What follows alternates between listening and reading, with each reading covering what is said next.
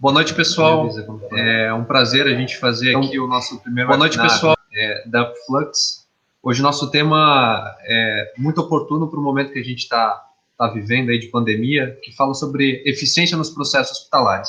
E para falar um pouquinho sobre eficiência, né, que vem de encontro com os nossos propósitos como Upflux, que é ajudar as instituições de saúde a aumentar a eficiência operacional de todos os seus processos. A gente está aqui com o Daniel Teixeira, que é um expert aí na área, né, de melhoria contínua de processos, né, é da área de saúde. Não vou me antecipar muito na apresentação, vou deixar o Daniel apresentar um pouquinho, falar um pouquinho também né, do seu histórico, da sua carreira, para depois um pouquinho a gente falar do porquê que a gente vai falar sobre eficiências nos processos nesse momento, né, e quais são os principais tópicos aí relacionados a impacto de ineficiência, como que a gente identifica ineficiência nos processos, como que as tecnologias podem ajudar a identificar essas deficiências e assim por diante. Daniel, contigo aí, quiser falar um pouquinho aí, se apresentar, à vontade. Valeu, Alex, top. Em épocas de pandemia, né, como se fala aí, trabalho remoto, aulas remotos, webinários, aí vamos tentar contribuir um pouco também com essa temática aí. E aí, como você colocou, né, Sergi, eu sou ali o profissional formado de raiz, né, comecei ali como auxiliar de enfermagem, enfermeiro, uma residência de enfermagem, alguns cursos na formação de gestão também, né, brinquei ali um pouco com uma formação em direito, e aí a partir de 2014, 2015, aí enveredei pela qualidade, né, então passei por alguns serviços aí, e aí a proposta hoje é conversar como você comentou, né, entender um pouco esse negócio, né, de saúde aí, do conceito de macroprocesso do hospital e conversar um pouco desde os processos primários ali, né, os processos assistenciais, onde é o que entrega valor direto para o paciente, aqueles processos de apoio, né, que dão todo o suporte a esses processos primários, pensando em serviço de farmácia, nutrição, engenharia clínica, entender assim um pouco de cada um desses processos. E aí, por fim, um pouco de processos gerenciais, entender como que a eficiência, né, até tentar, ao longo da nossa conversa aí, trazer uma distinção aí do conceito de eficácia, eficiência, efetividade, que a gente, às vezes, tanto coloca aí no nosso dia a dia dos discursos, em registros, e algumas vezes é mal interpretado, assim por diante. E falar de ferramentas aí, como você comentou, né, a gente sabe que as ferramentas, elas não são um fim, né, mas sim um meio para fazer a gestão desse trabalho todo que os hospitais hoje vêm fazendo aí com excelência, e acho que um desafio enorme, né, como você comentou, em épocas de pandemia, gerenciar esse caos todo, trazer eficiência, não só de segurança assistencial, mas colaborar e contribuir com o resultado que as instituições buscam, né, resultados econômicos principalmente. Eu acho que é um grande desafio aí para a gente enveredar essa discussão hoje à noite aí. Show de bola, Daniel. E para a gente começar, assim, né, por que a gente fala, então, por que a gente vai falar sobre hospital, processo de eficiência, né? E por que eficiência é uma palavra tão importante, a gente não está falando de efetividade e eficácia, né? Acho que, para começar a abrir essa discussão, né, a gente tem uma definição clara já do que é uma eficiência, né, do que é um processo eficiente, um processo eficaz e um processo efetivo, né? Se quiser complementar um pouquinho aí. Cara, o que a gente vê, você vê, tem muito material nessas discussões, a distinção entre cada um dos temas, né? Inicialmente, quando a gente fala de eficácia, né, o que é aquela coisa de entregar ou não alguma coisa. Então, vamos pensar assim, olha, esse processo, ele é eficaz. O que é um processo eficaz? É que ele está destinado a fazer aquilo que ele se comprometeu. Vamos pensar um pronto atendimento. Qual que é o papel de um pronto atendimento? Muitos ali falam que de criar um primeiro diagnóstico ou gerar uma tomada de decisão dentro de um determinado tempo, então isso é ser eficaz. Ou seja, ele conseguiu cumprir com aquilo que ele se propôs. Vamos pensar desta maneira. Se a gente partir para um conceito ainda dentro de um pronto-socorro, ok, o pronto-socorro ele é eficaz, ele está conseguindo fazer aquilo que ele se comprometeu a fazer. Mas ele é eficiente naquilo que ele se propôs a fazer? A eficiência, ela vem num conceito de falar o quê? Eu me comprometi a fazer uma tomada de decisão dentro de um período de 4 horas. Eu estou conseguindo ser eficiente naquele período que eu me propus, dentro daquelas 4 horas? Então, ali eu consigo medir, mensurar a eficiência daquele processo em específico. E aí o conceito final aí é que a efetividade seria a relação, né? Uma relação entre eficácia e efetividade né, e eficiência, perdão, daquilo que está sendo proposto e o que eu efetivamente estou entregando de valor para aquele usuário final, cliente, paciente, família, aquele binômio, né, paciente e família. Então, acho que essa é uma das principais distinções que eu vejo aí, não sei qual que é a sua opinião, Alex, também, pensando aí em questões conceituais, né? A eficiência, eu acredito que ela está bem relacionada na forma de a gente fazer algo da melhor forma possível, né, com menos desperdício, com menos tempo. Acho que a eficiência é isso realmente, né? Eu fazer, né, o melhor, né, da forma mais adequada, sem a gente ter grandes desperdícios no menor tempo, né? E a eficácia, né, está atrelada aí a gente entregar algo, né, atingir um objetivo, uma meta. Né? Então, acho que por isso que a gente fala sobre processos eficientes de saúde, processos de cuidados eficientes e assim por diante. E aí, quando a gente olha, acho que dentro do hospital, né, o hospital é uma organização complexa, né? Para o paciente não entende muitas vezes aquele back-office que tem dentro do hospital, que eu tenho um processo laboratorial, que eu tenho um processo de imagem, que eu tenho um processo cirúrgico, eu tenho N processos que estão ocorrendo, né, em background, e na ponta o paciente só vê o médico, muitas vezes, né, o enfermeiro, e aí faz exames, etc., mas não entende a complexidade que é. E quando a gente olha para um hospital, né, do ponto de vista tecnológico, né, às vezes parece que é um hospital uma caixa preta, né? A gente precisa abrir essa caixa preta e conseguir, às vezes, entender esses processos para conseguir melhorar eles. Né? E aí eu acredito que um dos grandes desafios é a gente tornar esses processos mais eficientes. Né? E aí vem muito de encontro aí da gente fazer umas estruturações, né, de processos, né, primários, né, gerenciais e de suporte. Né? Na tua experiência, né, hoje, né, como gestor aí, né, de qualidade de grandes hospitais aí, como é que vocês fazem ou fizeram essa estruturação desses processos dentro desses hospitais? Né? Show de bola, cara. E você vê que essa colocação que você fez, né, que o paciente ele vê inicialmente, lógico, o time transdisciplinar ali no caso, né, o médico, o enfermeiro e todos os demais profissionais de saúde. E realmente ele nem vai ver o back-office e nem quer ver também, né? Como se fala, você está buscando um serviço médico ali no primeiro momento, você quer sanar aquela primeira preocupação que você tem, né? Que inicialmente ela é manifestada por algum sinal, um sintoma ali que ele consegue perceber. Então, o paciente não vê e nem vai querer ver isso. E aí eu acho que está o grande desafio, né? Com aquele olhar que a gente fala, que é a visão do cliente, né? Do paciente, não no paciente, né? Muitas vezes, o que a gente observa? O paciente faz um atendimento, a equipe faz um atendimento ágil, faz tudo que está na visão dele, né? Ou seja, o que eu poderia fazer de melhor para ele, um atendimento rápido, a punção venosa, os exames, e muitas vezes isso aí não é aquilo que o paciente queria. Ou seja, você está fazendo aquilo que você julgou ideal, e não que o paciente julgou a melhor informação.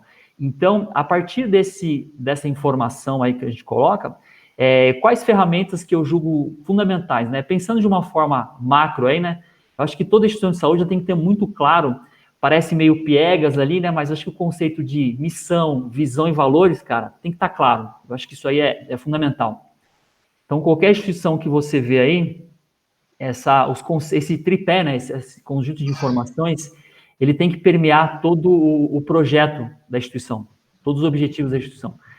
Estando claro esse conceito de missão, visão e valores, a partir desses conceitos, você ter alguma definição clara de quais serão os objetivos estratégicos da instituição. Para onde, né, o outboard da instituição, né, a diretoria, a alta direção, pretende levar a instituição.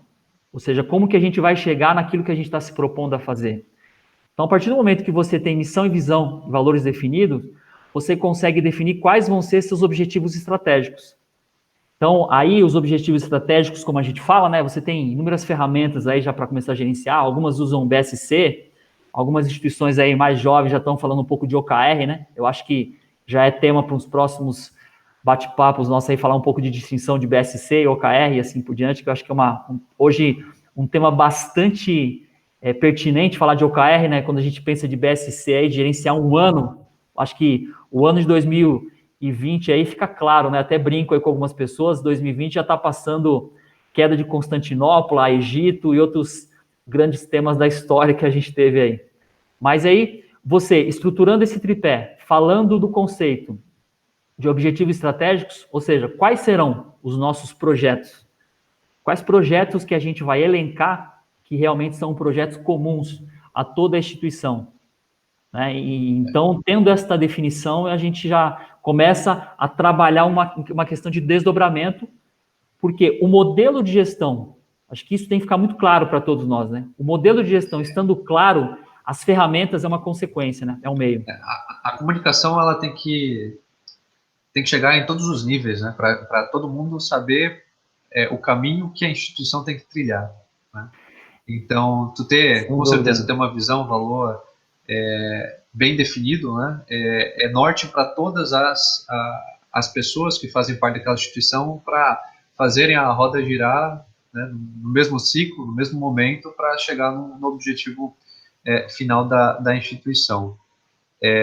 Agora, quando a gente olha para dentro do hospital, né, e que a gente fala, a gente às vezes conversa com gestores e sente deles aquela questão de, poxa, eu sei que eu tenho um problema aqui, eu sei que eu preciso melhorar, né, mas está difícil, ou porque eu não tenho dado, ou porque não tenho informação, ou porque eu não tenho equipe, né?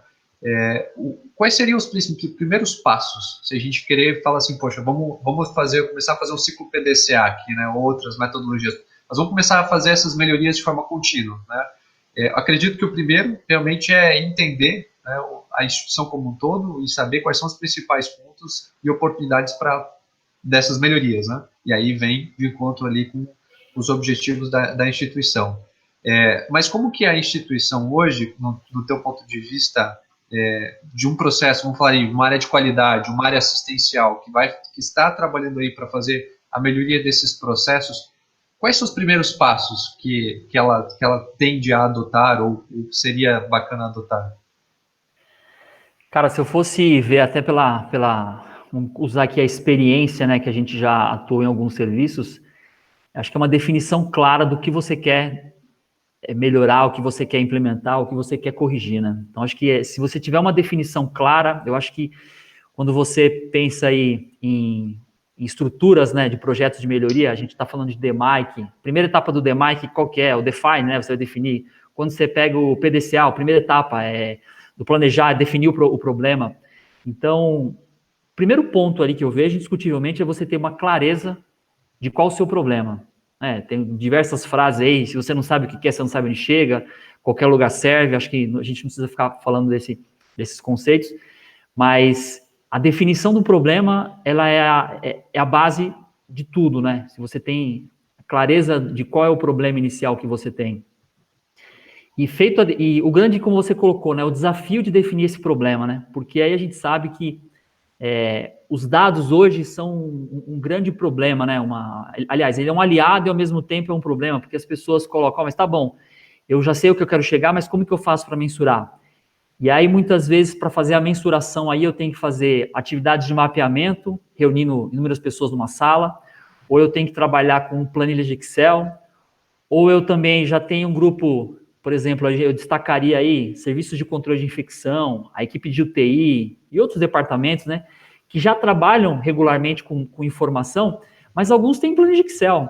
E aí, daqui a pouco, eu tenho um RP, né, tenho um prontuário eletrônico, que a minha taxa de ocupação não bate com o Excel da UTI, que não bate com o prontuário, que não bate com o pessoal de gerenciamento de leito. E aí, você vai fazer um projeto de melhoria como? Entendeu? Então, assim, de que forma que eu trato os meus dados? Né? Até parafraseando alguns aí que eles falam até, eu tenho um banco de dados e eu tenho um saco de dados, né? Então, assim, de que forma que eu tenho essa informação? E o interessante é que eu acho que isso, quando a gente fala em dados, é uma sequência lógica ali que a gente tem que criar, né? Eu preciso ter dados, que esses dados eles sejam transformados, né, em informação, ou seja, eu tenho ali um número 10 de paciente. Tá bom, e o que significa 10 pacientes? Por enquanto, nada. Agora eu consigo ver, por exemplo, eu transformo que esses 10 pacientes, eles extrapolaram o período de 4 horas de tempo de atendimento no pronto-socorro. Ótimo. Transformei esse dado em informação, ou seja, 10 pacientes ficaram acima de 4 horas. Agora eu tenho que transformar essa informação em conhecimento. Ou seja, eu já tenho um limite de tolerância ali, que não é uma meta, é um limite de tolerância, falando que esses pacientes têm que ficar em até 4 horas. Então, eu já começo a transformar isso aí em conhecimento, já consigo gerar informação. A partir dessas informações, eu consigo fazer o quê? Gerar uma vantagem competitiva. Se eu sei qual é meu dado, desse dado qual é a minha informação, dessa informação eu transformo em conhecimento, e deste conhecimento eu consigo implementar, aí eu consigo gerar vantagem competitiva para começar com um passo inicial. Eu acho que, então, objetivo claro e dado, acho que seria uma pontapé inicial. Trabalhar com receita é muito difícil nesse cenário, né? É ter o sentimento de problema, conseguir verificar se aquilo realmente é um problema e o impacto, né? Sempre que a gente fala entre risco e impacto, né? Mas realmente a gente, né, fazer um pareto aí dos principais problemas em relação aos impactos para trabalhar numa lista de prioridades, né? Aproveito, pessoal, para quem está nos assistindo aí, se quiser interagir com a gente no chat, fazer alguma pergunta para a gente está de olho nele. Se quiser falar um pouquinho, né, algumas questões chaves aí sobre impactos de eficiência na instituição, ou como que vocês hoje estão identificando os problemas e como é que estão tratando, quais são as metodologias e métodos que estão utilizando para rodar esses ciclos de melhoria de forma mais eficiente, né? Aproveitando, Daniel, quando tu comentou ali sobre mapeamento de processos, né, a gente às vezes vê processos de melhoria, né, que demoram 6 meses para definir o que é um problema, né? Vou lá, faço um mapeamento, boto tudo numa sala, discute processo, estruturação de organização e etc., para aí definir o que seria uma melhoria, né? O famoso mapeamento de fluxo de valor, né? Então, acho que acredito que um dos pontos chaves, né, de como a gente tornar os processos hospitalares mais eficientes é ser, inclusive, eficientes nos processos de melhoria, né? É conseguir fazer aqueles ciclos iterativos de melhoria de forma muito mais rápida. E para isso a gente precisa ser respaldado não num saco de dados, né, mas um conjunto de informações de valor. Pessoal, o áudio está bom? Vocês estão nos ouvindo bem? Né? Se pudesse também dar um check aí no nosso chat aí, só para a gente ter um acompanhamento de vocês aí, tá bom? Daniel, aproveitando a questão sobre eficiência e eficiência, né? Hoje, quais são as principais ineficiências que tu enxerga dentro de um hospital, né, que tem um relevante impacto, tanto para o paciente, quanto para a segurança do paciente, quanto para a judicialização e etc., né? Quais são os principais pontos que a gente pode olhar para o hospital e entender, procurar essas deficiências aí para rodar esses ciclos de melhoria de forma mais rápida? Legal. Tem uma literatura, né, que é o CBOC, né, ele fala da BPN, que um referencial bastante interessante para quem está buscando algumas certificações aí. Eu acho que um primeiro ponto que ele cita de como que a gente avalia qualquer processo. Então, vou começar por essa informação. Então, ele coloca aí 4 métricas interessantes, né? Que você tem que olhar qualquer processo por capacidade, né? Custo, qualidade e tempo. Quando a gente olha de capacidade, a gente está falando quem é aí os amantes aí do Lean, né? Ou seja, sempre que você começa ali dentro de qualquer projeto, você vai olhar a capacidade instalada, certo? E a capacidade utilizada. Então, esse é um primeiro ponto aí que a gente pode colocar. Ou seja, vamos pegar de novo um pronto-socorro aí, as UTIs hoje em dia, que são os grandes desafios, né? Ou seja, qual é o número de leitos de UTI que eu tenho? Ou seja, essa é a minha capacidade instalada. E qual está sendo a minha capacidade utilizada nesse momento? Por exemplo, dessa atual pandemia aí de coronavírus. Então, você vê aí, nesse momento, essa já é um risco que você tem. Se você não souber claramente analisar qual é a sua capacidade instalada, principalmente no momento atual, o primeiro risco que você corre aí é o risco do impacto da segurança do paciente. Então, quando eu estou falando de uma capacidade instalada de 10 leitos, e eu sei que esses meus 10 leitos estão ocupados, e as possíveis estruturas do hospital, quando eu falo leitos de RPA, de recuperação pós-anestésica, pronto-socorro, se eu não tenho uma condição suficiente de transformar outros leitos em leitos de uma assistência em terapia intensiva, seja por recurso físico, seja por recurso de equipamentos, como ventilador mecânico, e como vem se falando muito, ou até mesmo recursos humanos, já impacta. Aí a gente já podia conversar um dia inteiro aí, Alex, sobre quais os riscos. Então, acho que o risco maior impacto aí que a gente tem é o risco da segurança do paciente. Ou seja, você vai deixar uma porta aberta, né, um pronto-socorro ali aberto, no qual você não vai ter uma capacidade, né, suficiente para atender. Ou seja, nesse momento, a comunicação ela é fundamental. Eu tenho que avisar a equipe da porta, né, do pronto-socorro, informar que eu não tenho mais estrutura suficiente para isso. Então, aí a gente fez um primeiro olhar sobre capacidade. E aí eu posso fazer uma análise da capacidade, Alex, em N estruturas, em N processos. Sempre fazendo esse cruzamento de uma forma mais simples, qual a minha capacidade instalada e qual a minha capacidade utilizada. E aí eu vou fazer o projeto de melhoria até mesmo para otimizar a minha capacidade, o uso da minha capacidade instalada, né? Assim, ou entender se em algum momento essa capacidade instalada ela está sendo superada. Vamos pegar, por exemplo, a gente está chegando aí outono próximo de inverno, em pediatria, né? Existe uma condição clínica que é a bronquiolite, por exemplo. Isso para a pediatria é uma grande preocupação, porque a gente sabe que é uma época que as crianças ali têm um grande impacto dessa condição clínica. E muitas vezes os hospitais que são referências aí em São Paulo, por exemplo, o Hospital Sabará, que é um grande hospital de pediátrico, né, ele tem um impacto importante, porque é tanta criança, né, que vai aí para atender essa condição clínica, que você, muitas vezes, a sua estrutura, ela não consegue dar conta. Então, esse é um primeiro ponto aí que a gente pode olhar o processo do conceito capacidade.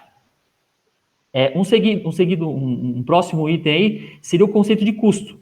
Né? A gente sabe aí que o profissional da saúde, aí eu falo por mim, né? Ao longo da nossa formação, a gente quase que é um pecado, né? Falar de custo, né? Olha, quanto que vai custar esse atendimento? Não. A gente está aqui para prestar o melhor atendimento. Concordo, eu acho que todo mundo tem o seu juramento aí que é feito, mas a gente sabe que em algum momento o sistema como um todo vai pagar essa conta, tá? Não adianta eu colocar um paciente num pronto-socorro, vamos colocar aí um quadro de dor abdominal, que ele é bastante complexo, né, para fazer uma avaliação, que a dor abdominal, por exemplo, dependente do quadrante dessa dor, eu tenho um diagnóstico. Se é um quadrante inferior direito, eu tenho um diagnóstico. Se é um quadrante superior esquerdo, é outro diagnóstico.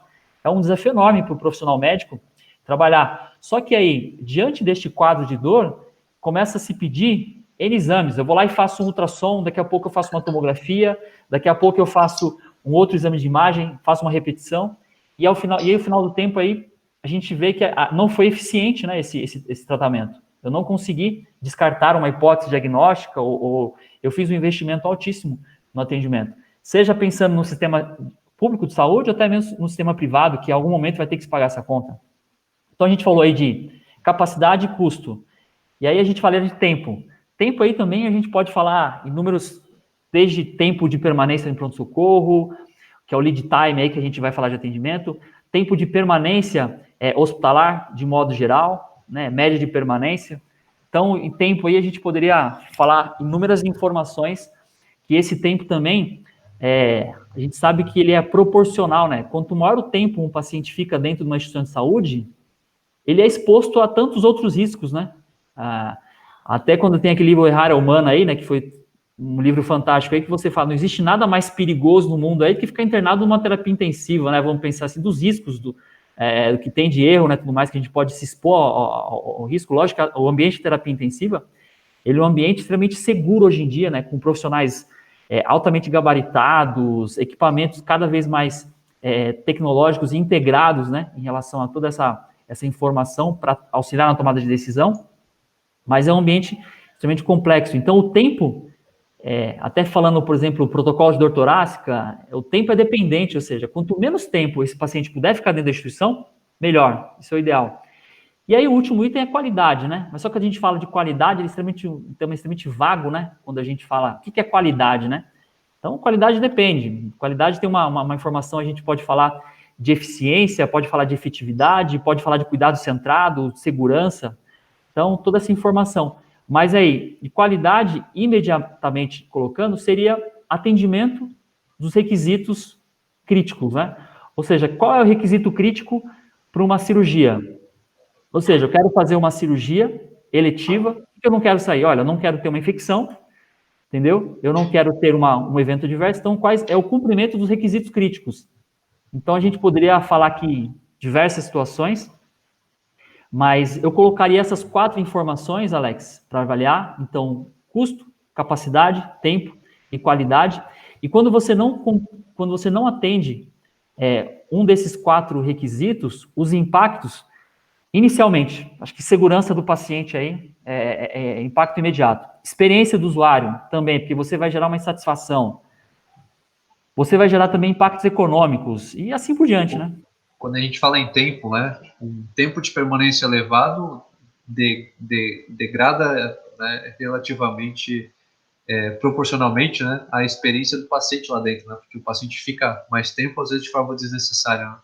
E quando a gente fala de tempo também, e aí entra a qualidade das coisas acontecerem no momento adequado para aquele paciente, né? Então a gente tem exemplos clássicos, né? De, o paciente entra lá com um AVC dentro do pronto atendimento, tem que fazer determinados itens, né? Tem que fazer uma tomografia de crânio em 25 minutos para refletir no bom desfecho, né, de saúde daquele paciente, né?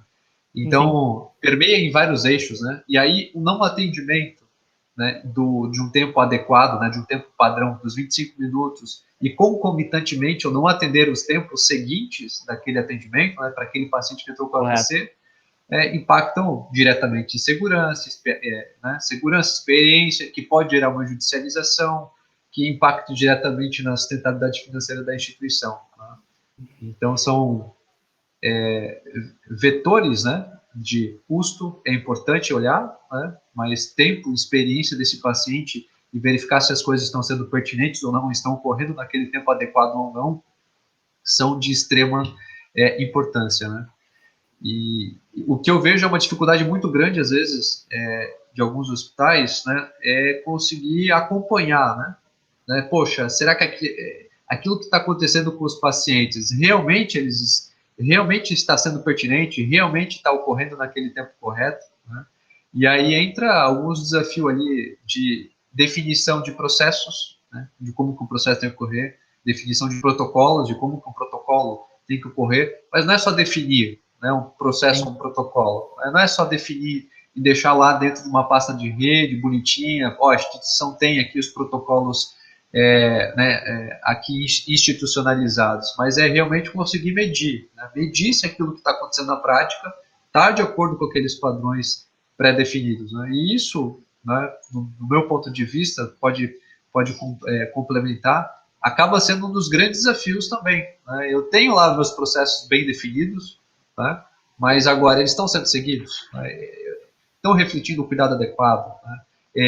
Eu estou conseguindo atender esse nível de atendimento de serviço, né? Está ocorrendo no tempo correto as coisas, então isso acaba sendo realmente um desafio para muitos hospitais, né? Daniel, hoje quando a gente fala de entender se um processo está ocorrendo da forma adequada, né? Se um protocolo ele está sendo seguido, um protocolo institucionalizado, se um protocolo de AVC, dor torácica, TEV, etc., está ocorrendo, né? Ou seja, os pacientes estão sendo atendidos naqueles tempos corretos, com aqueles itens pertinentes ou não. Qual que é a realidade hoje que tu enxerga dos hospitais, ou da grande maioria? O que tu já viu dos hospitais? Né? O meu sentimento é que tem muita coisa ainda que é feita de forma manual, né? As coisas acabam, né, tem lá um enfermeiro ou um profissional que acaba vendo de forma amostral os dados, né, e aí depois, né, dentro do prontuário eletrônico do paciente, aí comparando com aquilo que está definido, isso se faz, né, de forma reativa, né, acaba fazendo isso a cada 30 dias para ter o fechamento do mês do indicador de aderência a um protocolo e etc., ou ao processo. Né. Essa realidade tu também vê dentro dos hospitais aí em São Paulo, né, como é que tá por aí? Cara, acho que não só em São Paulo, em qualquer lugar, né? Quando você fala de medir, eu acho que é um desafio para qualquer instituição de saúde, em qualquer lugar, São Paulo, fora de São Paulo. Lógico que a gente tem alguns hospitais aí que se destacam nesse momento, né? Que tem uma estrutura tecnológica, uma estrutura de recursos humanos que consegue medir de forma muito tranquila, né? Consegue medir porque tem recurso financeiro, tem recurso tecnológico e consegue medir isso. Mas não é a realidade comum para todos os hospitais. A gente sabe que é um desafio, né? E os hospitais, o que eu vejo é um trabalho muito forte nos hospitais, né? Porque hoje a gente sabe que esses protocolos, principalmente os protocolos que a gente chama aí que impactam em sobrevida, né? A gente fala de protocolo de sepse, protocolo de dor torácica. Eu acho que os hospitais, de modo geral, fazem um trabalho excelente, né? Seja em São Paulo e fora desse eixo também, Rio-São Paulo, Brasília, Paraná Sul, Norte, então você tem vários casos aí, acho que de excelência, que eles conseguem fazer isso. Lógico, alguns fazem, na grande maioria das vezes, em planilhas, né? O que a gente fala é que isso quase que se torna um trabalho insano, né? Para fazer essa informação, porque isso toma muito tempo, né? Seja o profissional que for, se eu colocar o enfermeiro, ou o técnico de enfermagem, alguém do administrativo, isso está ocupando muito, muito trabalho. E o que é interessante, né? A gente pode pensar assim, mas e a instituição que não mede, né, essas informações? Vou te falar uma coisa, cara, se a instituição não medir, o paciente mede, tá?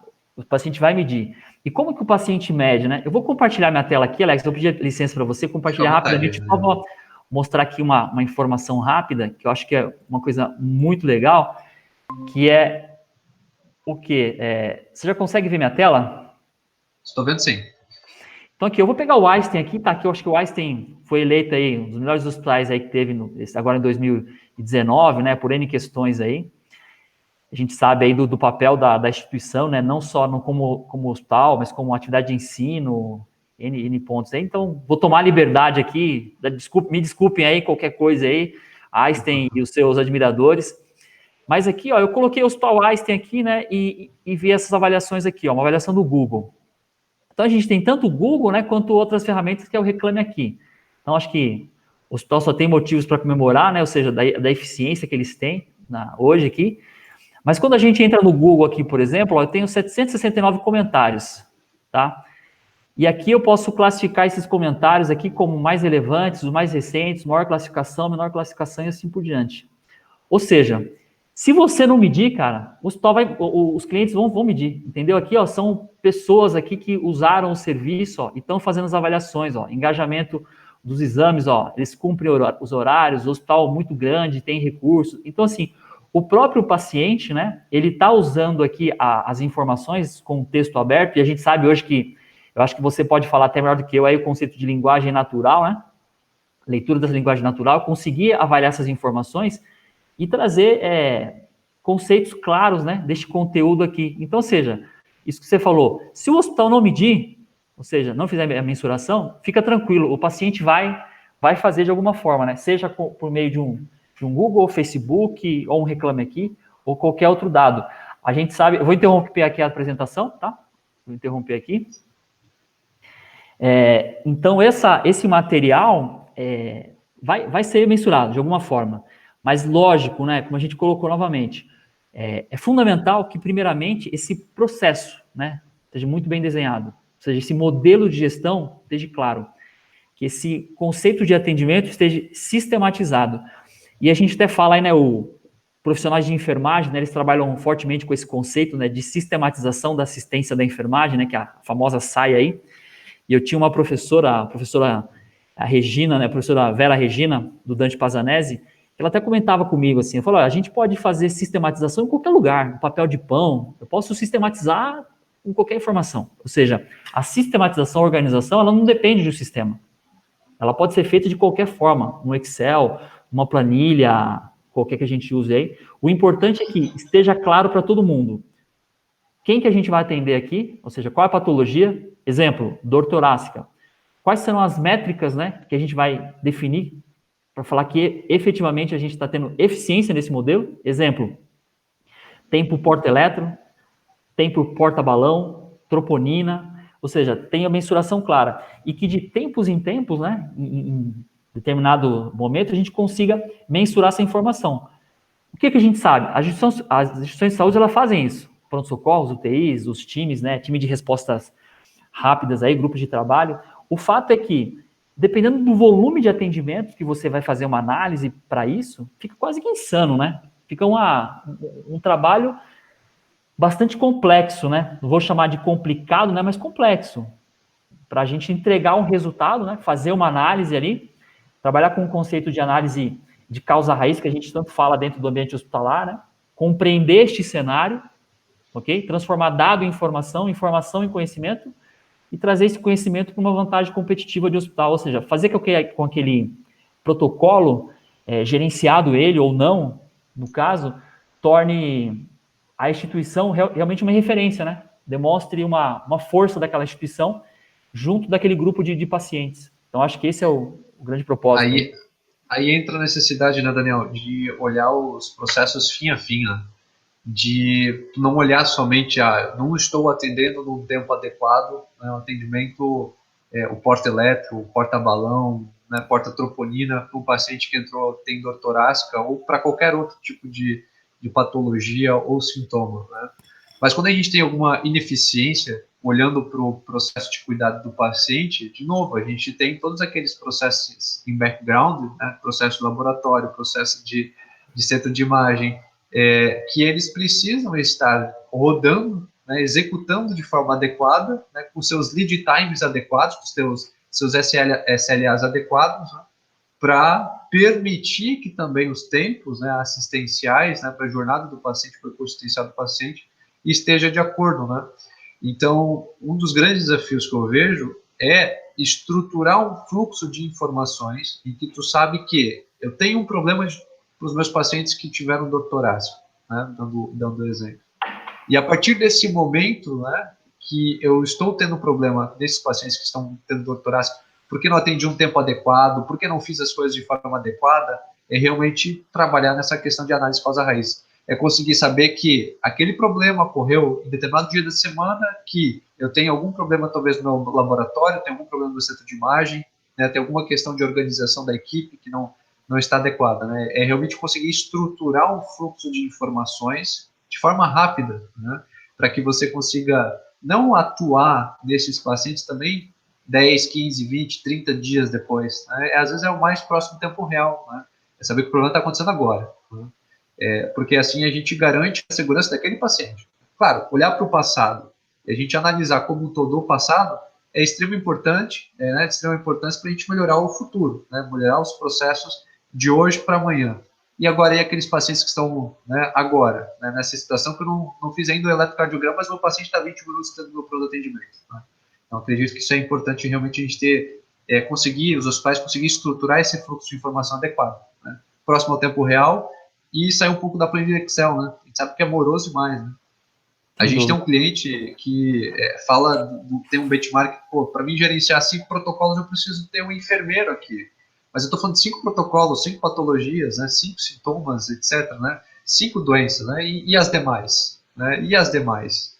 Então, a gente está olhando para 30%, 40%, nem isso, às vezes, dentro de um fluxo de pronto atendimento, né? E paciente internado. E quando a gente vai olhar de fato como um todo, a gente acaba não tendo, os hospitais, né, acabam não tendo braço para isso. Né? E até pegando essa fala sua, Alex, deixa eu te interromper, desculpa, quando a gente fala de acreditação, né, a acreditação é o grande desejo das instituições, né, o objetivo maior, no caso, eu até me corrijo aqui, não o objetivo, mas a acreditação é uma ferramenta, né, e o propósito da acreditação é te desafiar, né? Por exemplo, se num ciclo de acreditação, uma visita, você apresenta um protocolo gerenciado, vamos chamar lá, o protocolo de sepsis. A gente sabe que a sepsis no mundo hoje é uma preocupação aí em conceitos de mortalidade, né? Consumo de recursos, tudo mais. Não vou me ater aqui nessa informação. Mas, por exemplo, eu consigo demonstrar que eu estou gerenciando um protocolo. E eu fiz a contratação, como você falou, contratei um enfermeiro, tá? Coloquei um case manager lá para gerenciar, mandei ele fazer um curso de Excel, porque ele não sabia Excel. Então, contratei o enfermeiro Alex, tá? Coloquei ele para fazer um curso de Excel avançado, ele veio com toda a construção de planilhas, tabela dinâmica, para fazer todas essas análises. Só que aí ele faz essa informação, gerencia os protocolos com excelência, então ele consegue saber todo mundo que está colhendo lactato, antibiótico de primeira hora, desfecho do hospital, perfeito. Apresento isso para certificação, para os avaliadores, sem dúvida é um excelente resultado, muda a mortalidade, mas pode ter certeza, os avaliadores vão te provocar, vamos chamar aqui num bom sentido, né, para que você se desafie, né, ou seja, na próxima visita, não adianta você só mostrar o protocolo de sepse, que você gerencia antibiótico de primeira hora, que você consegue avaliar o lactato, que você avalia... Não é só isso, né? Esse é o conceito aí da melhoria contínua, né? E até fazendo um conceito já da melhoria contínua da filosofia, né? Que eu curto aí, que é o conceito do devir, né? O devir é a mudança, né? Ou seja, vai ter que mudar, eu tenho que gerar uma mudança, e a mudança é a melhoria, é a proposta que eu tenho que gerar novos valores para aquele paciente. Então não adianta eu mostrar, porque vai chegar um momento que eu não vou conseguir mais falar que nenhum paciente vai evoluir com óbito de sepse. Então eu vou ter que provocar outros desafios, outras linhas de cuidados, né? E aí tem os padrões aí que a gente fala aí, JCI, Quemento, ONA, NIARRO. Então, assim, todos os outros, o auditor de qualquer uma dessas linhas aí das certificações, ele vai provocar o gestor. Ele vai falar, tá bom, legal, parabéns, trabalho fantástico. E qual que é o próximo passo? Então, esse próximo passo, cara, vai ser cobrado. E esse é o princípio da acreditação, né? Uma acreditação, ela não é um objetivo fim, né? Ou seja, a partir do momento que você conquistou aquele desafio, seja no modelo ONA, né, que ele divide por estágios, né, nível 1, nível 2, nível 3, ou seja, por acreditações, os modelos internacionais aí, Quemento ou a JCI, que você não tem uma divisão hoje aqui, principalmente no Brasil, né? Então, você vai ter que se desafiar. Na próxima visita, ele vai te cobrar. Quais são as outras linhas de cuidados, quais são os outros protocolos, para mostrar realmente que você está gerenciando a sua instituição com base no seu perfil epidemiológico, no seu perfil de ocupação e assim por diante. Acreditação e certificação como ferramenta é de extrema importância, né? Eu escutei há um tempo atrás de um gestor de saúde, né, que eu falar que eu sou bom não basta, né? Alguém tem que vir me certificar, né? Ou pelo menos me acreditar para passar uma maior confiança, né? Claro, uma pessoa pode ser boa, mas assim, para passar essa mensagem ao mercado e para te fazer ter um olhar, né, grande em qualidade e eficiência, né? Às vezes, Sim. Né, acreditação e certificação é uma grande ferramenta. Daniel, antes de a gente continuar falando sobre ferramenta, né, algumas ferramentas aí que podem auxiliar na eficiência de processo, como acreditação e certificação, a gente teve uma pergunta aqui no chat relacionado à triagem e classificação. A pergunta foi assim: você falou em tempo, mas pensando que a triagem e classificação de gravidade do paciente é fundamental para não se perder tempo nas outras etapas do processo, como ajudar para que essa triagem não gere retrabalho? Perfeita a pergunta aí, né? Você vê que triagem, ou seja, a porta de entrada ali, né? Então, assim, hoje é uma atribuição do profissional enfermeiro, né? Que é feita a triagem. Ela tem algumas ferramentas que acho que é vastamente utilizada aí, é o Manchester, que a gente tem. Perfeito. Aí esse enfermeiro triou esse profissional, né? No caso, ele vai ter as cores lá de gravidade, fez uma primeira triagem. Mas como que a gente vai mostrar que essa triagem está sendo eficiente? Essa é a primeira pergunta que a gente faz, porque, ou seja, ela é um método que eu tenho que treinar esse profissional para colocar ele para triar, para ele ter uma eficiência. Então, qual que é a proposta? Essa triagem, ele quer trabalhar no conceito de classificação, né, e que esse paciente seja beneficiado. Vamos colocar aqui, por exemplo, acho que o grande complicador é aquele paciente que é o borderline, né, das triagens, né, aquele cara que ele não é, que ele é o amarelo ali, vamos chamar ali o paciente que você classifica ele como amarelo, para mim saber que o amarelo não é vermelho, né, que vai precisar de uma demanda de atendimento já imediata, e que o amarelo não é verde, né, ou seja, pensando aí por uma ordem de classificação por gravidade, né, o verde é uma menor gravidade, o amarelo intermediário e o vermelho uma gravidade maior. Perfeito, eu fiz aquela classificação, eu tenho pronto-socorros aí que atendem 5 mil, 10 mil, 20 mil, até mais pacientes por mês. Perfeito, como que eu vou avaliar agora que esse grupo de profissionais, tá, que trabalham manhã, tarde, noite, segunda, terça, ou seja, 7 por 7. Como que eu vou avaliar a eficiência da classificação desse profissional de atendimento? Eu vou pegar todos os atendimentos feitos, agora imagina aí, Alex, comigo, conta aí, eu vou pegar os 20 mil atendimentos, talvez não pegue os 20 mil, mas eu pegue aquela fatia de atendimentos amarelo ou verde e vou olhar se a classificação foi feita correta. Você já imaginou esse trabalho na mão, essa eficiência, avaliar essa eficiência um por um?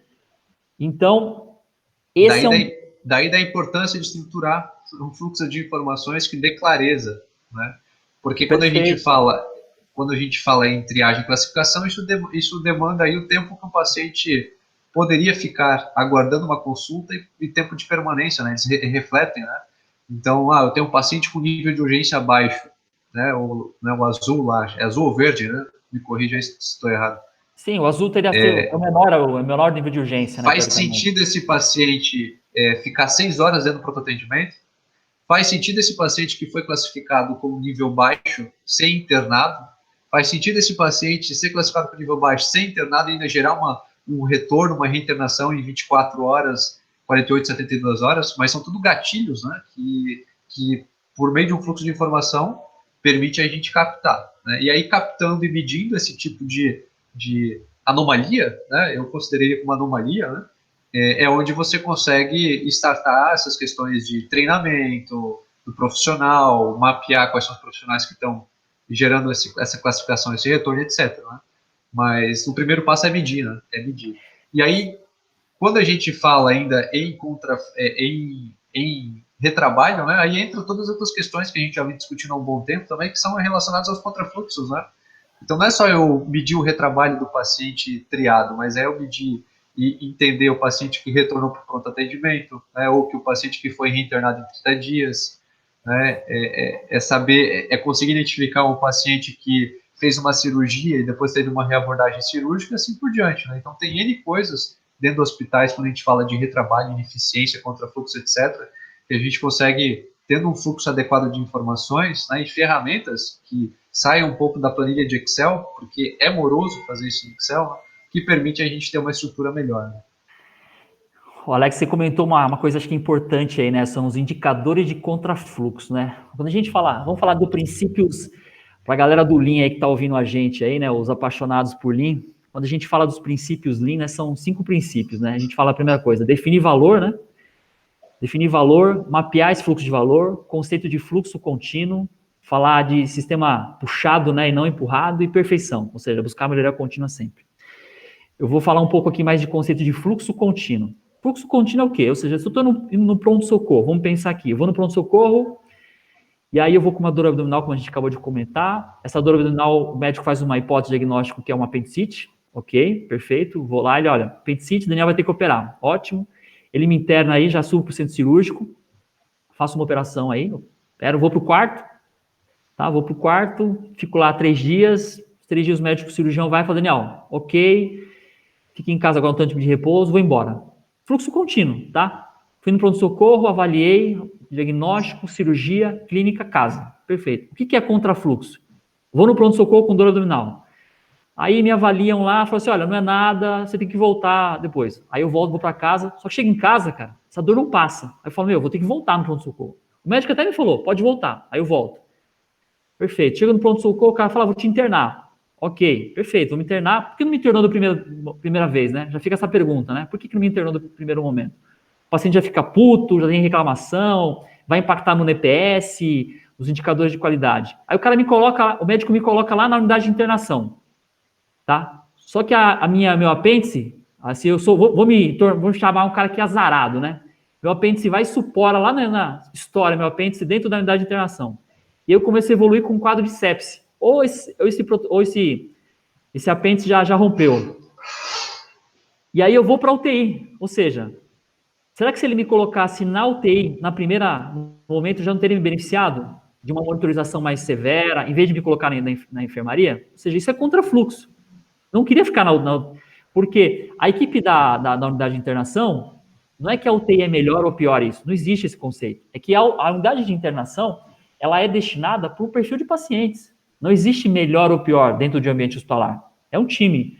Mas nesse momento eu fui colocado numa clínica que naquele momento eu demandava um cuidado mais crítico. Precisava de monitorização. Aí eu vou para a UTI. O pessoal define, olha, o apêndice supurou, tem que ir para o centro cirúrgico. Aí eu vou para o centro cirúrgico, tá? Eu tiro meu apêndice. Só que, novamente, aí eu sou o cara do azarado do dia. Aí vamos me colocar aqui nessa condição. Aí eu tenho que fazer uma reabordagem cirúrgica. Faço a cirurgia, vou para a UTI. Só que em menos de 24 horas ou até mais, eu tenho que voltar para o centro cirúrgico para drenar uma infecção ou qualquer coisa. Então, tudo isso aí é contrafluxo. Aí, perfeito, dreno, vou para a clínica e mando para casa. Me manda para casa. E aí, em vez de ficar em casa, né? O que eu faço? Eu retorno para o hospital. Ou seja, eu posso retornar aí, como a equipe fala, né? Que se eu me retornar em até 7 dias, existe alguma literatura que fala que está muito relacionada aos processos do hospital, né? Ou seja, uma interferência da conduta do hospital, ou até mesmo em 30 dias, que também fala de questão de adesão à terapêutica. Por exemplo, Daniel, você não pode praticar esporte, aí eu me acho aqui, vou lá começar a fazer academia, vou lá jogar futebol, menos de 30 dias de cirurgia. Ou seja, vai ter alguma complicação, né? Então, esses indicadores de contrafluxos, que a gente falou tudo aí, que ele quebra o conceito do fluxo contínuo, isso impacta inicialmente em segurança assistencial, discutivelmente. Ele impacta em seguida em eficiência, né? Em eficiência para o hospital, certo? Ele vai gerar mais custos para a operadora, para o Sistema Único de Saúde também, para o SUS. Então, esses indicadores de contrafluxo, Alex, eles impactam em diversas complicações. Eu vou pedir licença para você de novo e vou compartilhar minha tela com você para mostrar aqui rapidamente, jogo rápido, um trabalho que foi publicado agora, neste ano, tal. Eu vou colocar aqui, ó, esse trabalho, ele foi feito do pessoal do DRG. O que ele mostra aqui nesse trabalho? Ó? Quando você tem a taxa de mortalidade geral a amostra aqui da população foi de 343 mil pacientes, ou seja, uma amostra extremamente significativa para qualquer estudo. Eles têm uma taxa de mortalidade de 2,2. Só que, quando esse paciente tem uma reinternação, aí ele pegou a amostra aqui só da população que teve a reinternação, que foi 8 mil, quase 9 mil pacientes. Essa mortalidade sobe para 9%. Você entendeu que eu falei de 2,2, cara? Foi para 9%. Aqui eu estou olhando só o preditor reinternação. Não cruzou aqui, não foi o objetivo do trabalho. Eu vou colocar aqui o tema aqui, Então, foi readmissões hospitalares em 30 dias após a alta, né? Uma análise da saúde suplementar brasileira. Então, esse trabalho aqui acho que foi muito bem feito, muito bem elaborado, né? Um trabalho com uma amostra uma população bastante representativa, no qual você chega a esse resultado. Eu vou voltar aqui, vou interromper o compartilhamento da tela, mas o que eu queria destacar? Que você tem uma taxa de mortalidade que você pegando esse estudo especificamente de 2%, e quando você olha, por exemplo, o observatório da ANAP, né? Esse dado está bem próximo da realidade dos hospitais aí, referências do país. Só que, quando eu coloco o preditor reinternação, que é um dos itens aí dos indicadores de contrafluxo, isso impacta absurdamente aí, não só em segurança, mas em desfecho óbito, né, para o paciente. Com certeza, Daniel. Aproveitando, pessoal, gostaria de mandar um abraço aqui para algumas pessoas que estão assistindo a gente, né? O Renato Pelissoli, a Inajara de Oliveira, Gilberto Santos, Sara Jane Marques, Maurício Matos aí, te agradece a audiência de vocês, time da Flux está aí conosco. Só aproveitando, Daniel, complementando, né? Aí vem a perguntinha-chave, como é que eu identifico de forma fácil esses contrafluxos, né? Aí eu acredito que a gente pode até falar um pouquinho do trabalho que a gente tem feito dentro da Flux, né? De realmente conseguir visualizar a jornada do paciente fim a fim dentro de um hospital. Sim. E não só intra-hospitalar, mas também né, o momento que ele foi, às vezes, para um outro hospital, ou no momento que ele teve retorno para esse hospital mais. Né? Mas, assim, olhar a jornada do paciente fim a fim, e você conseguir ver, né, então, esses principais pontos de contrafluxo e retrabalhos, né, é o paciente fazer 2 vezes o mesmo exame, é o paciente ir para a UTI, voltar para a internação e voltar para a UTI de volta, é o paciente ir para uma cirurgia e voltar de novo para uma outra cirurgia, né, uma reabordagem cirúrgica. Então, esse é um dos principais pontos, né, conseguir ter clareza, né, nessa jornada fim a fim do processo. E o processo de cuidar do paciente, olhar para a jornada do paciente, né, desde a entrada no pronto atendimento até ele ter o seu evento de alta, e não só ali, até olhar um pouquinho mais, né, ver se aquele paciente foi reinternado ainda, se teve algum desfecho positivo. Aí tem alguns hospitais aí que trabalham com NPS, né, indicador de, né, faz ali um Net Promoter Score, né, para entender se a percepção daquele paciente em relação à experiência que ele teve em diferentes setores e áreas, né, e aí você começa a cruzar essas jornadas, né, que tiveram contrafluxo, para entender a causa raiz desses problemas. Né. Então, às vezes até é o principal, às vezes o primeiro ponto de partida, né? Eu quero tornar meu processo mais eficiente. Primeiro entender quais são os principais retrabalhos e contrafluxos que aqueles hospitais têm. E a partir dali, por grau de impacto, né, trabalhar numa questão de priorização e assim por diante. Né? Esse conceito que você colocou, né? Novamente aí vou falar dos princípios Lean, né? E Six Sigma, né? Porque o Lean, o que ele fala, né? Ele fala de trabalhar de redução de desperdícios, né? E eu acho que esse, o dos 7 desperdícios, alguns vão falar que são 8 desperdícios, aí cada um fica, mas eu acho que o desperdício que a gente está falando é do reprocessamento, né? É reprocessar um paciente 2 vezes. É retrabalhar ele, atender ele 2 vezes, como você colocou, seja numa cirurgia, numa internação UTI, assim por diante. Você imagina você fazer uma tomografia, tá, de uma criança ou de um idoso, você tem toda uma dificuldade de mobilizar esse paciente até a instituição de saúde, e aí você volta para casa e alguém te liga falando que tem que refazer aquele exame de imagem porque não foi coletada, não foi feito determinado corte, não foi determinada informação. Isso gera um impacto enorme, né? E dentro do conceito Six Sigma aí, o que você quer reduzir? O conceito de variabilidade, né? Redução de variabilidade. Porque a gente sabe que os processos hospitalares é um processo que envolve muito conhecimento, né? Então, é muito complexo você fazer com que um paciente que chegou com dor abdominal, ele seja atendido da mesma forma, manhã, tarde e noite, segunda a segunda, sábado, domingo, feriado, o dia que for. Então, como que a gente consegue reduzir essa variabilidade? E aí, Alex, vem a grande pergunta, porque muitas vezes eu tenho esse indicador e eu falo, ó, eu tenho uma taxa de retorno de 2%. Pô, legal. Aí eu vou fazer o quê? Vou olhar para o meu limite de tolerância. Olha, meu limite de tolerância era 1. Perfeito. Então eu tenho 2% de taxa de retorno, meu limite era 1, então eu estou acima do meu limite. Só que eu não posso parar nessa análise. O que eu tenho que fazer? E como que eu estou avaliando? Então, como que eu estou olhando essa pontuação? Eu tenho uma variabilidade, eu estou diminuindo, aumentando, né? Até pensando em Six Sigma, eu vou olhar isso, né? Eu tenho como que está essa evolução da distribuição dos pontos dentro da minha tabela de indicadores. Só que, por mais que eu faça essa análise, como que eu vou olhar a jornada desse paciente na instituição? Como que eu vou olhar quem é esse paciente? Como que eu vou cruzar ele com uma perspectiva primária, com uma perspectiva secundária, entendeu? Cruzando ele, seja com o médico solicitou, com o CID, dia da semana. Fazer esse tipo de análise, a gente sabe que é muito complexo. Então, se eu te der um número seco e falar, olha, sua taxa de retorno está em 4%, ótimo. Mas, e daí? E aí? E aí, né? Qual que é o próximo passo aí, né? O que a gente faz? E aí fica a pergunta, já que eu coloco de imediato, que a tecnologia está aí para isso, né? A gente consegue fazer projetos de melhoria, e eu vou te falar aqui, vou dar não só a minha mão à palmatória, mas as costas, né? Quantos projetos de melhoria eu comecei e não acabei? Cara, porque não é fácil, entendeu? A instituição muda o objetivo, saem pessoas, a instituição troca de objetivo, aparecem outras urgências. Cara, é muito complexo você fazer um projeto de início a fim, ainda mais quando você fala que esse projeto vai demorar 8 meses. Você tem noção do que acontece em 8 meses? Ainda mais aí quando a gente está diante de um novo normal, aí vamos chamar assim, como vem se falando a todo momento, né? É muito complexo.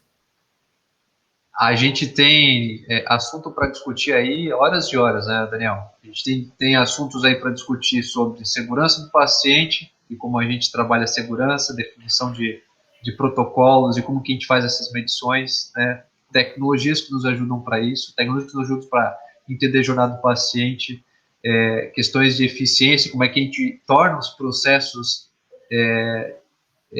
os ciclos de melhoria mais eficientes, né? Mais iterativos, mais rápidos, 8 meses, né? Não faz sentido eu trabalhar numa redução de variedade que demore 8 meses para me definir. Não dá mais, né? Não dá para definir o que é variedade. Não dá mais, o tempo mudou. Não dá, né? não dá. Então, assim, tecnologia está aí para isso, com certeza, né? Para ajudar a entender problema, entender causa raiz de problema, não só entender, mas conseguir controlar, né, e gerenciar, né, esses processos e esses problemas. Uma das grandes dificuldades que na indústria, né, a gente vê muito, e isso trago para os hospitais, realmente, eu fiz uma melhoria, né, eu fui lá, fiz um ciclo de PDCA, fiz uma melhoria.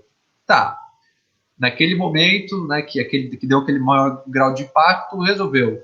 E aí, ao longo do tempo, essa melhoria permaneceu, voltou para o estágio anterior, evoluiu, né? Então, entra uma questão singular aí, que é você conseguir não só medir, mas realmente conseguir gerenciar, né, essas melhorias, esses processos, conseguir realmente ter uma avaliação muito mais próxima do tempo real, muito mais rápida, né? Se aquilo que está definido como processo ouro, né? A gente fala muito padrão ouro dentro da saúde, mas do processo padrão ouro, se realmente aquilo está sendo seguido. Né? E ali começam de novo os starts de processo de melhoria. A gente sempre brinca aqui na Flux que, com o jargão aí que processos robustos, pacientes seguros. Né? Então, processos eficientes, pacientes seguros. Né? Então, acho que a gente tem que trabalhar dia a dia aí, junto com os hospitais, junto com os operadores de plano de saúde, para ter realmente um olhar para essa jornada desses pacientes intra-hospitalar, né, externa. Né? Então, enquanto o hospital está ali atendendo pacientes com nível de urgência maior, eu tenho também operadoras ali de plano de saúde que está gerenciando uma carteira de clientes, está definindo linhas de cuidado para pacientes diabéticos, para pacientes crônicos, hipertensos, etc. Né? Então, é realmente ter um olhar, não para um processo seco, e números secos, mas olhar para a singularidade de cada paciente e realmente conseguir avaliar se aquele cuidado, né, realmente estava de acordo com aquilo que estava sendo pré-estabelecido. Cara, perfeita a colocação. É como você falou, né? A gente tem assunto aí para falar dias e dias aí. E aí acho que eu já até deixo aí a pergunta aí para a galera que nos ouviu aí hoje, que a gente já agradece de antemão aí, né? Essa disponibilidade aí, e que a pessoa possa colaborar com a gente aí com quais próximos temas aí que a gente pode conversar, né? Tipo, conversar um pouco de focar em indicadores de contrafluxo, falar um pouco de como que a gente pode apoiar na construção de linhas de cuidado, né? Por meio de tecnologias para suportar as acreditações, gestão de risco, impactos de custo. Então, cara, acho que assunto aí, Alex, a gente vai ter Vamos curtir essa coisa aí dos webinários aí, compartilhar a experiência, porque, como você comentou aí, com esses projetos que a gente está conduzindo aí na Upflux, né, a gente consegue compartilhar muita experiência, né? A gente está em diversos serviços aí, diversas informações, setores, departamentos, então acho que essa experiência a gente tem que compartilhar, né, cara? O ecossistema precisa ser colaborativo, cada vez mais, com foco claro aí na segurança do paciente, como a gente falou de objetivo, mas também com eficiência aí no custo, de olhar claro aí na efetividade de todo esse objetivo maior aí, que é a assistência à saúde da população de modo geral. Perfeito, Daniel. Como tu comentou, né, esse foi o nosso primeiro webinar da Flux, né, digamos assim, foi nosso piloto, né, e a gente trouxe esse tema de processos eficientes, não falando muito de tecnologia ainda, não falando muito de ferramenta, mas realmente permeando o que é eficiência dentro do processo hospitalar. A gente abordou aqui nesse webinar, né, fazendo um rápido resumo, né, por que o hospital, por que processo eficiências, né, como que a gente pode estruturar os processos de forma mais eficiente, qual o impacto da ineficiência, né, que está diretamente ligado à experiência do paciente, segurança, judicializações. A gente falou também um pouquinho sobre como identificar essas ineficiências relacionadas a contrafluxos e como que as tecnologias elas podem auxiliar. Né? E então, a gente deve lançar aí no LinkedIn nos próximos dias ali um questionário para a gente definir aí qual seria um próximo tema do próximo webinar da Flux. Né? A gente vai trazer também especialistas renomados aí da área de saúde, outras pessoas que também podem agregar valor e que, como o Daniel comentou, tornar o ambiente cada vez mais colaborativo, a gente ter uma troca de informações muito mais ricas, né, entre nossos clientes, entre os hospitais e assim por diante, porque a gente trabalha muito nessa questão de melhoria de processo, trabalha muito nessas boas práticas, procurando trazer boas práticas para os hospitais, mas a gente entende ainda mais neste momento que é preciso a gente transcender, né, esse tipo de informação e ajudar cada vez mais a saúde do Brasil e não sequer do mundo, né? Então, pessoal, eu agradeço de antemão todos que nos assistiram. O vídeo depois vai ficar disponível nas plataformas do YouTube. A gente encerra por aqui nosso primeiro webinar piloto da Flux, falando sobre processos eficientes na saúde. Uma boa noite a todos e até a próxima. Valeu, pessoal. Até mais. Sucesso sempre aí.